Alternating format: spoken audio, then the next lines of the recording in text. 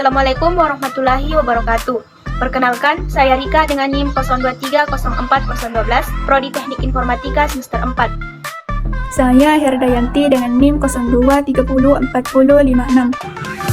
Dan saya Nur Hikmah dengan NIM 02304093. Di video kali ini, kami akan melanjutkan pembahasan mengenai software Pretty Chef, di mana di video sebelumnya kita sudah membahas nama software yang akan dikembangkan, tujuan, model RPL, data yang dibutuhkan, desain model, dan juga user interface desainnya.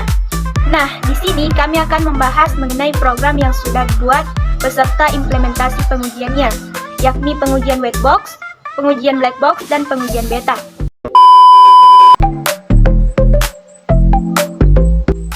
Nah, jadi di sini terdapat halaman login. Pengguna dapat memasukkan username dan passwordnya untuk login. Contoh misalkan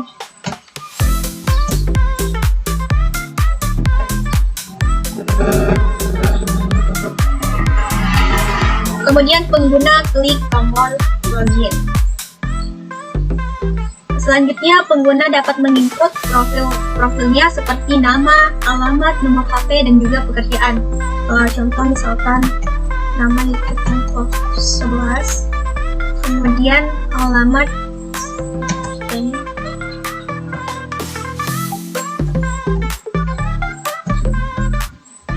selanjutnya pekerjaan yaitu sebagai mahasiswa. Kemudian pengguna dapat mengklik tombol save. Nah, di sini muncul pesan profil disimpan. Selanjutnya yaitu pengguna dapat menginput nama bahan. Nah, di tombol bantuan ini itu masukkan semua data bahan dengan lengkap.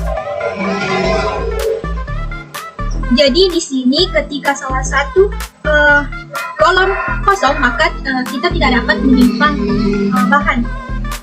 Contohnya, misalkan telur, jumlahnya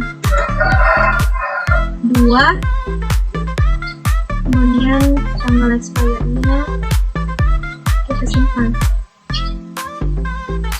Oke, bahan berhasil disimpan.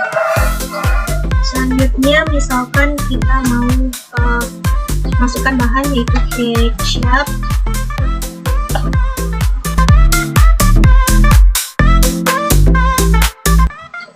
Nah, di sini tidak bisa disimpan karena salah satu kolomnya tidak terisi. Maka muncul pesan data bahan kosong melengkapi semua sebelum menyimpan.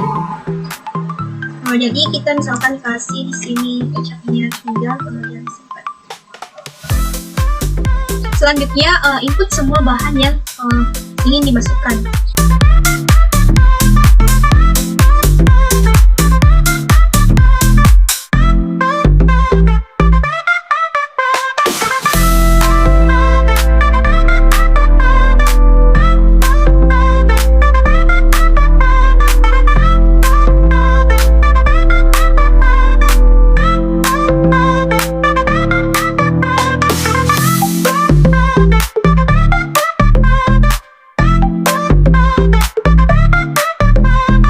Jadi setelah pengguna menginput semua bahan, maka pengguna dapat mengklik tombol lanjut ke check stop.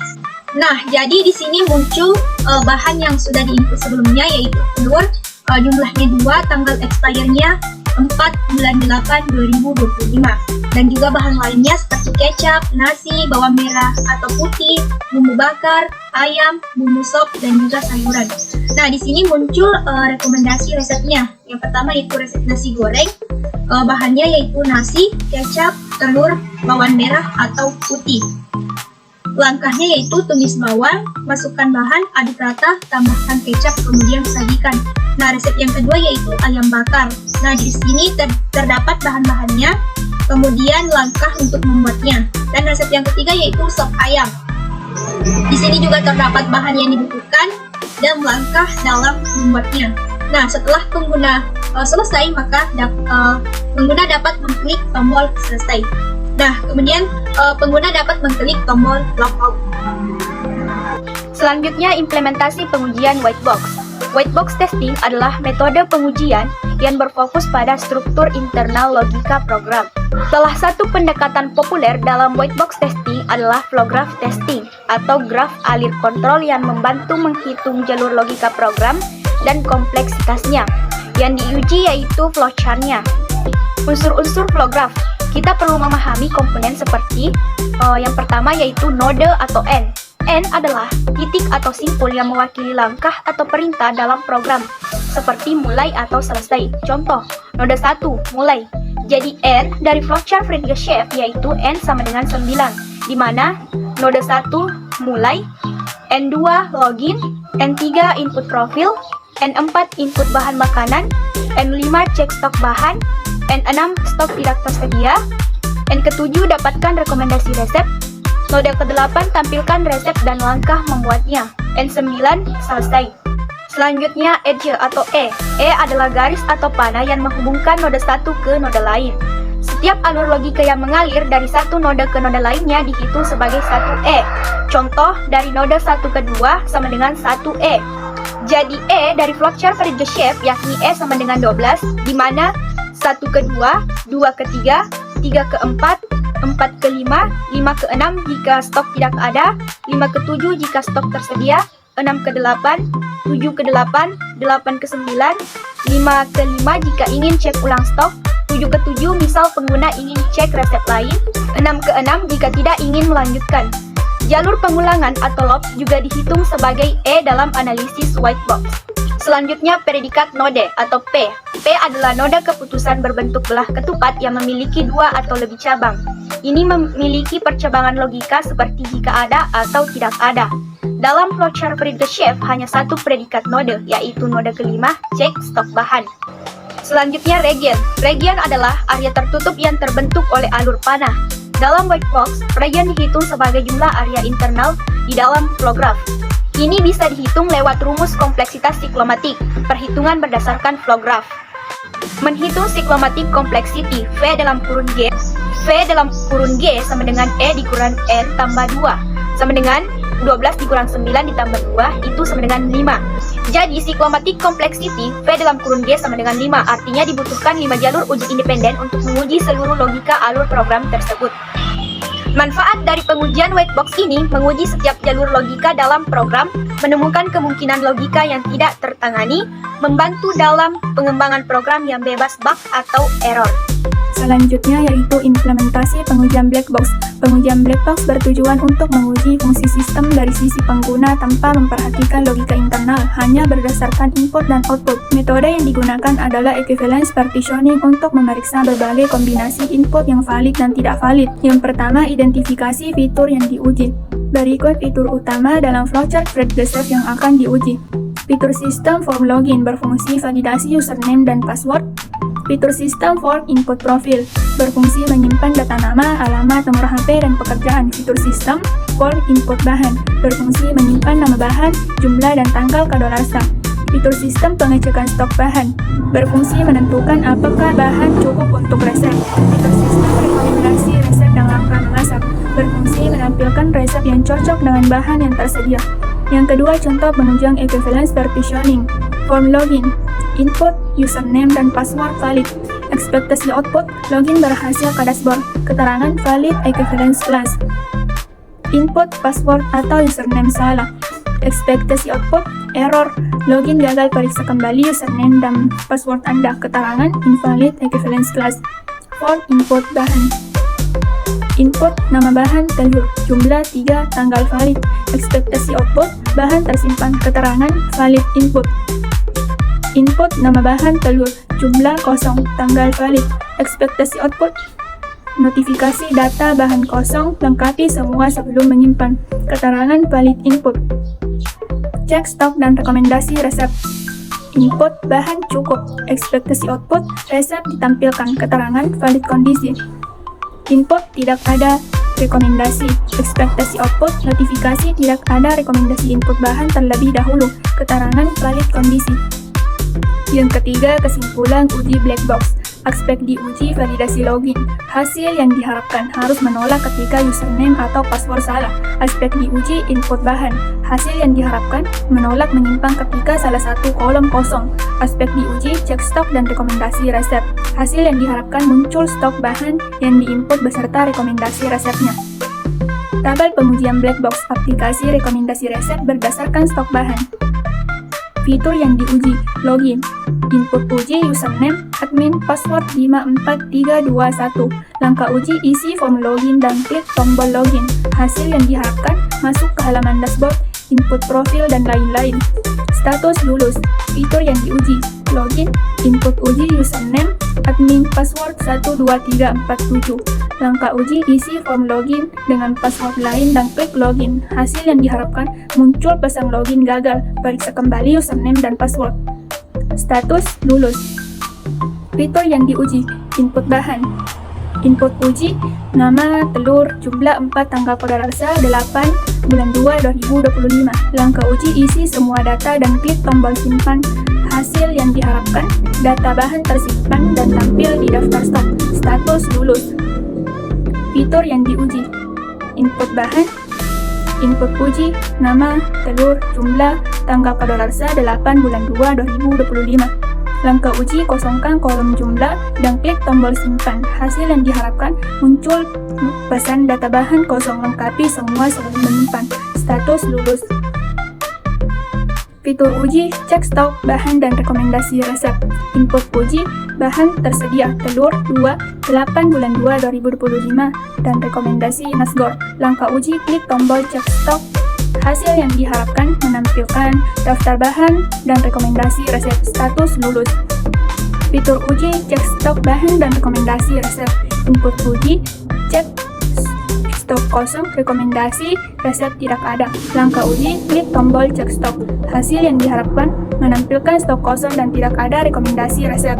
Status lulus. Yang terakhir yaitu implementasi pengujian beta. Pengujian beta dilakukan dengan melibatkan pengguna akhir atau user sungguhan untuk mencoba aplikasi dalam kondisi nyata dan memberikan umpan balik terhadap fungsionalitas, usability atau kemudahan penggunaan, bug atau error yang ditemukan, kenyamanan antarmuka, rekomendasi perbaikan. Tujuan pengujian beta yang pertama, menilai apakah aplikasi berjalan sesuai dengan ekspektasi pengguna. Yang kedua, menemukan bug yang tidak terdeteksi selama pengujian white box dan black box. Yang ketiga, mengukur user satisfaction atau kepuasan pengguna. Dan yang terakhir, keempat, mendapat masukan fitur tambahan sebelum aplikasi dirilis resmi.